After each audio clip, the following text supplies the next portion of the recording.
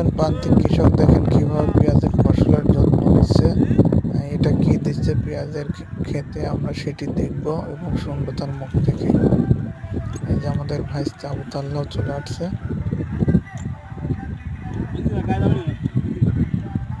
হ্যাঁ তাল্লা বিষ গায়ে যাবি। এটা কি মারা বিষ?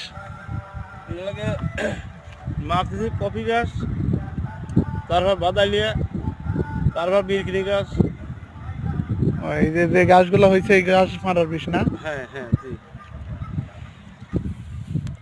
এই দেখেন এই যে বাদালি ঘাস হয়েছে পেঁয়াজের মাঝখানে, সেই ঘাস মারার জন্য এই যে বিষ দিচ্ছে। দেখেন এই যে এইটা চাপ দিলে পরে এখান দিয়ে যে বিষ বের হয়।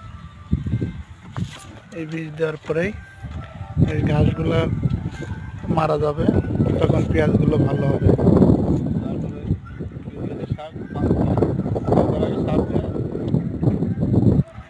কোপাইনি হবে।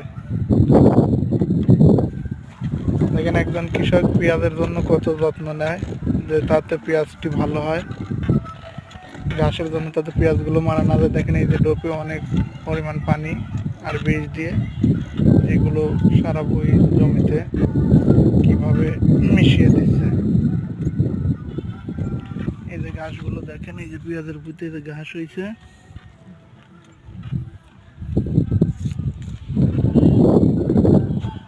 একজন প্রান্তিক কৃষক দেখেন কিভাবে জমির ফসলে শ্রম দিচ্ছে।